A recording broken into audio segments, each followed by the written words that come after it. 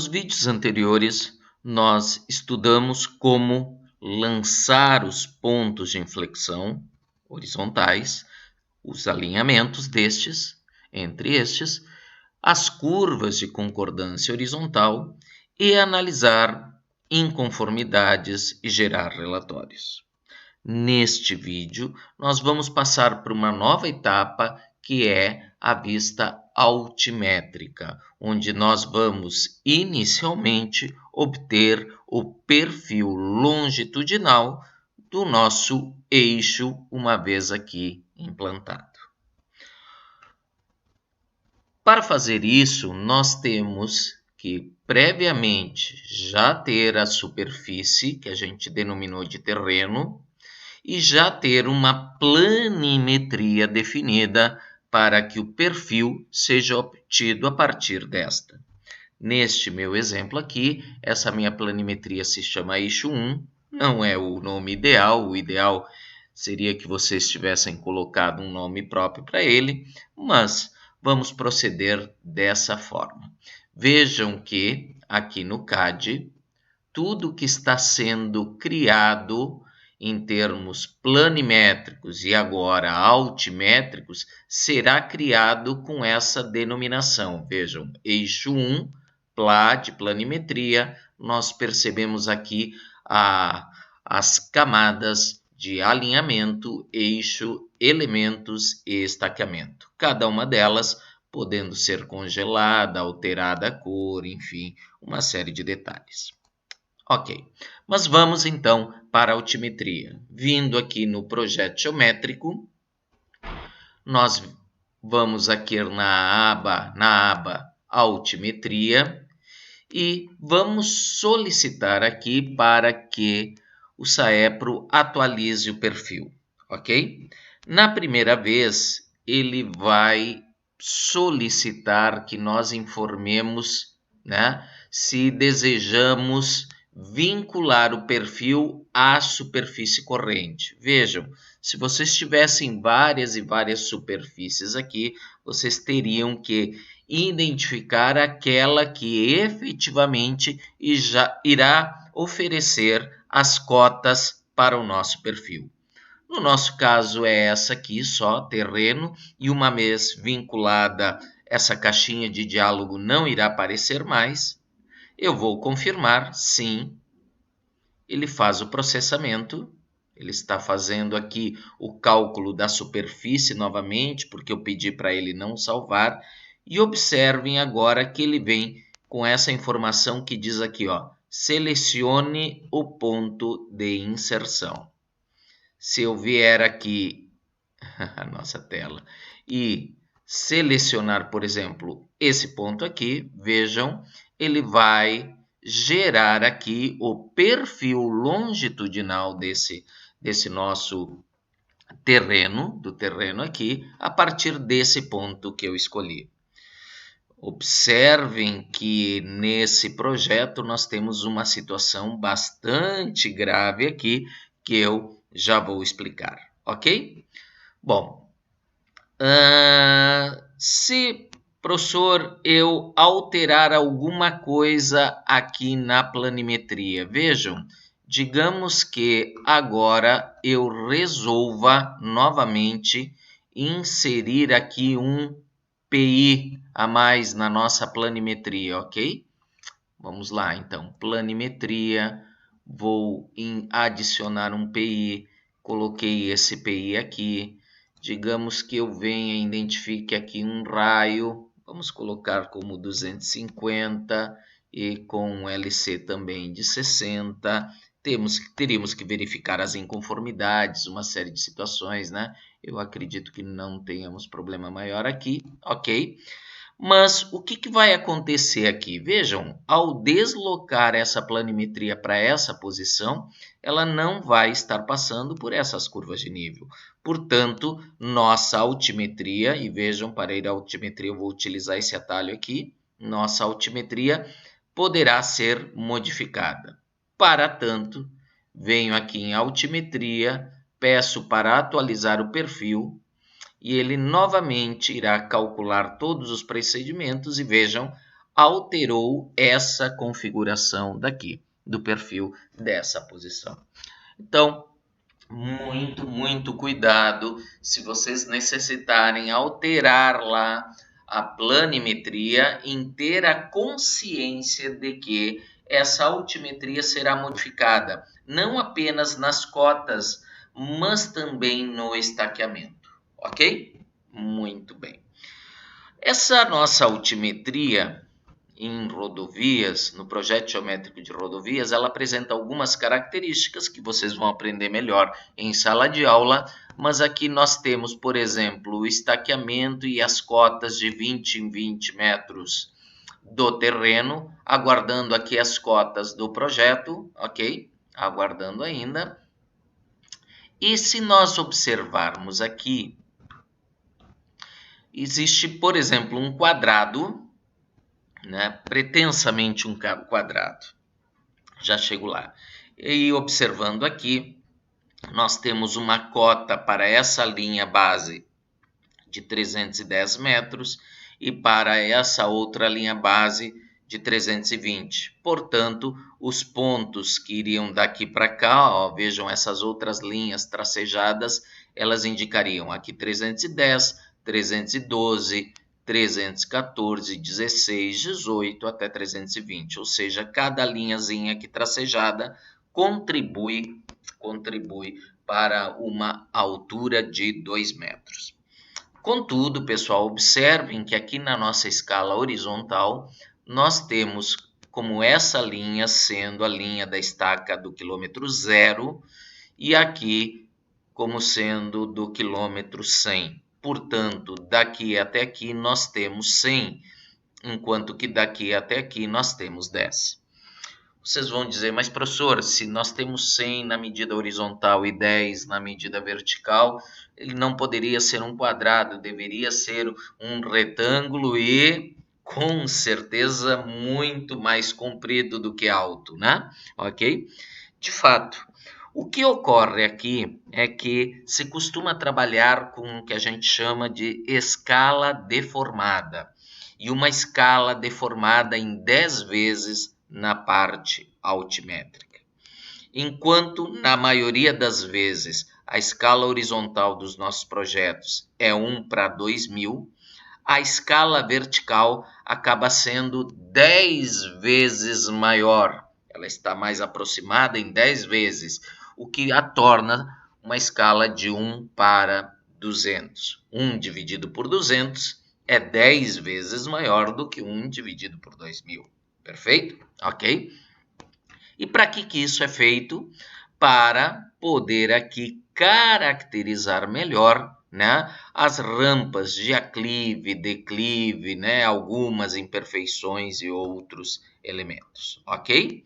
Muito bem. Aqui então nós temos as informações obtidas do nosso perfil e uma forma muito interessante de vocês se posicionarem, saberem onde estão ou não aqui, é utilizar aqui o tooltip ativo, ele vem geralmente ativo, e observar o seguinte, à medida que eu passo por linhas que são verticais, vejam aqui, ó, eu estou na estaca 400, essa aqui agora será 500 e essa aqui é a 480.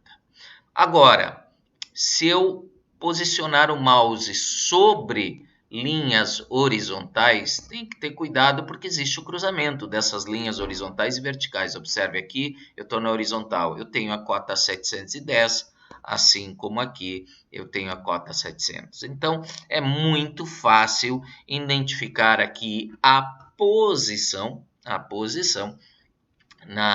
da altimetria em relação aqui a estaca e cota, ok? Bom, um outro detalhezinho interessante que a gente observou é o seguinte, eu posso vir aqui visualizar a planimetria, eu posso vir aqui visualizar a altimetria e alguns de vocês poderão perguntar, nossa, professor, mas seria muito interessante poder visualizar as duas ao mesmo tempo. E, de fato, essa é, muitas vezes, uma necessidade. Para tanto, nós recomendamos aqui o clique em Multiview e geralmente a divisão dessa janela em duas horizontais, ok? Vou dar um clique aqui. E observem que agora nós temos duas janelas, tá? Que ficaram iguais. Professor, não era esse o objetivo? Numa gostaria de ter a planimetria, na outra a altimetria. Ok. Vejam que a janela esta aparece uma borda amarela na mesma e o cursor está ativo nessa. Enquanto que nessa outra aqui, ó, vejam, me desloquei, o cursor fica em formato de seta, mostrando que ele não está ativo. Ok? Bom, para ativar essa janela, basta dar um clique e observem que agora eu estou nessa janela e não naquela outra.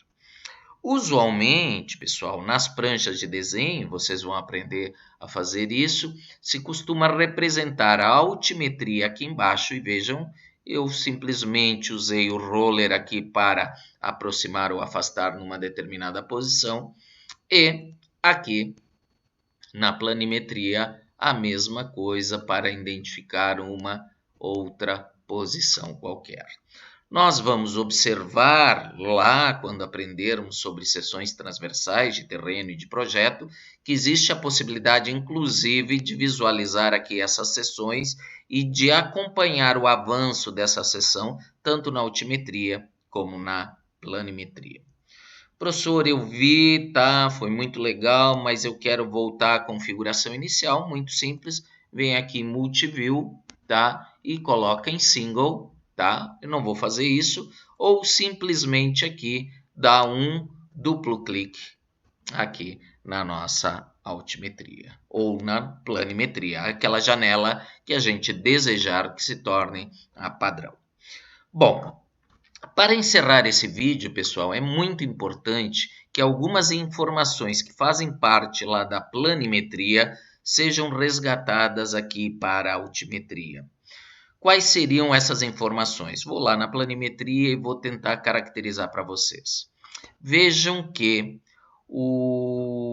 a nossa planimetria começou numa determinada posição aqui, está gerando uma desapropriação aqui de uma edificação bem consistente, uma outra ali, O ideal seria que no projeto de vocês tentassem evitar isso, Mas aqui, para fins didáticos, a gente vem caracterizando dessa forma. Mas observem também o seguinte, que existe aqui uma previsão de um córrego, ó, vejam bem aqui, passando por aqui, assim como existe uma previsão de um caminho rural, uma rua, enfim, algum elemento de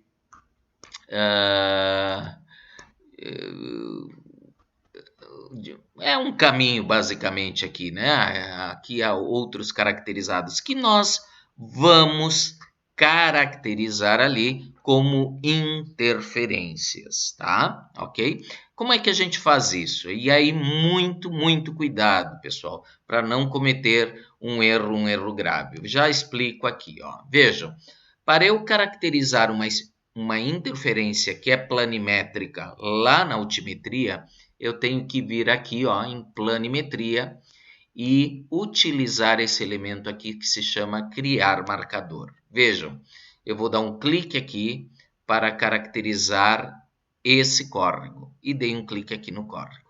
Observem que ele mediu aqui uma determinada posição, foi a olho. Eu atribuí a olho, não precisa usar o snap, tá?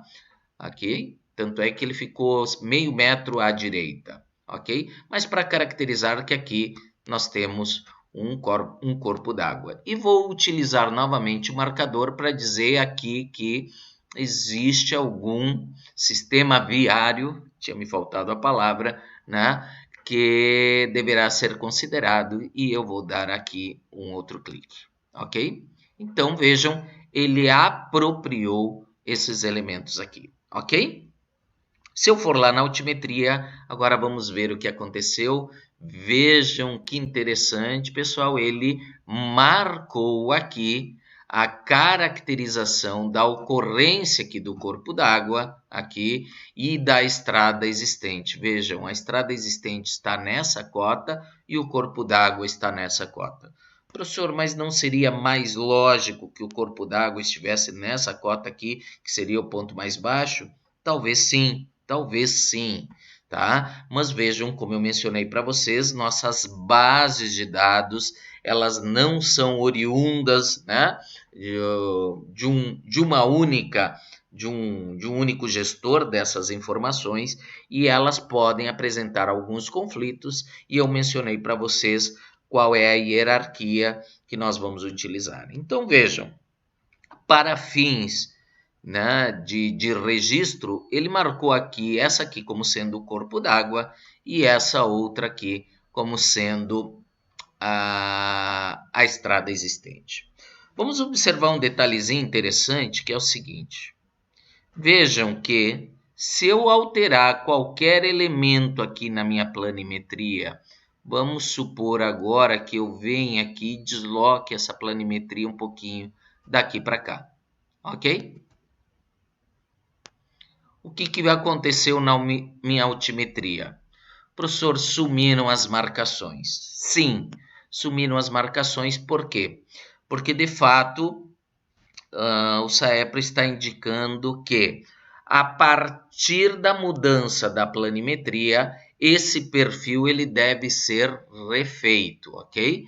Então, vejam, eu vou, digamos, aqui na altimetria, atualizar o perfil e ele foi refeito. Tá? Um detalhezinho importante também, digamos que vocês tenham feito essa altimetria e sem querer, por descuido, tenha ficado por sobre algum lugar aqui que gere alguma situação indesejável, vocês não vão movimentar ela no CAD, não. Vocês têm que vir aqui, reposicionar quadro, ele apaga tudo e permite o reposicionamento do quadro. Essa função aqui também não irá trazer aqueles marcadores. Professor, mas veja, aqui a nossa mudança foi a partir de uma posição que talvez não viesse interferir aqui na localização do córrego e da estrada existente. Vou mostrar para vocês como vocês podem fazer para que esses marcadores não se apaguem. Então, a primeira coisa muito importante, vejam, vamos vir aqui na planimetria, vamos criar novamente o marcador do corpo d'água aqui e vamos criar novamente agora o marcador da estrada existente aqui e se nós observarmos na altimetria, ele está lá, os dois estão lá, ok? Vou fazer com que um deles se torne agora permanente, ou seja, o sistema não apague ele automaticamente se a gente vier redesenhar alguma coisa da planimetria. Para tanto, observem que eu vou vir aqui em CAD e vou selecionar essas linhas aqui amarela. Vejam, tem dois itens selecionados, então já tinha alguma outra coisa selecionada, vamos dar um ESC e vou selecionar de novo a linha amarela. Observem aqui que ele gerou aqui uma VD-Line, é essa a nossa linha, é essa amarela. Dependendo do desenho de vocês, ela pode aparecer com outra cor. E ela me indica aqui, ó, nessa propriedade chamada Label, que ela vem lá com o código PLA3. O código PLA3 identifica que esse é um elemento de planimetria e que, se nós fizermos uma nova planimetria, todos os elementos obsoletos deverão ser apagados, e o sistema fará isso, e de forma automática.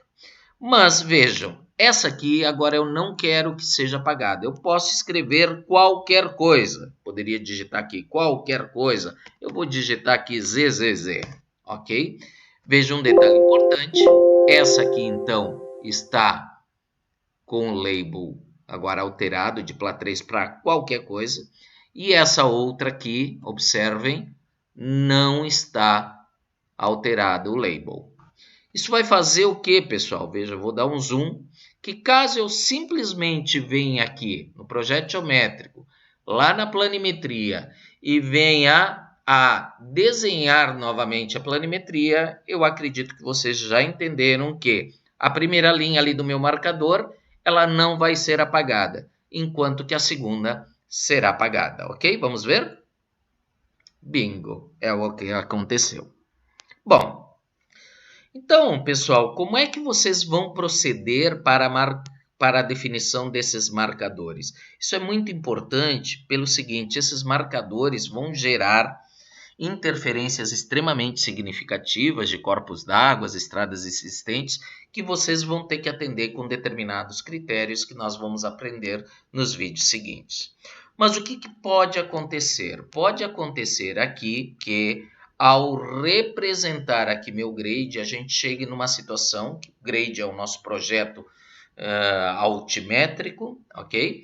Pode chegar a uma situação em que vocês identifiquem o seguinte: olha, não estou conseguindo viabilizar meu projeto aqui, vou ter que mexer na minha planimetria lá, ok? Vocês vão identificar, olha, eu vou ter que mexer a partir desse quilômetro para frente. Ou seja, todos os marcadores que estiverem numa quilometragem anterior e não sofram um impacto na mudança dos seus alinhamentos e do seu estaqueamento, vocês, ao alterarem a propriedade ali daquele label, vocês podem fazer com que ele se preserve, entendido? Enquanto que todos os marcadores dali para frente, né, serão apagados automaticamente pelo SAEPRO, ok? Isso vai ser muito importante, pessoal, e no próximo vídeo eu já vou trazer uma série de marcadores aqui, inclusive eu vou utilizar um recurso de deixar em amarelo o marcador que é a estrada existente e deixar em azul, né, o corpo d'água, para caracterizar situações distintas para vocês aprenderem efetivamente como lançar esse projeto de grade, ok? Pessoal, então era isso esse vídeo. Muito obrigado e até o próximo.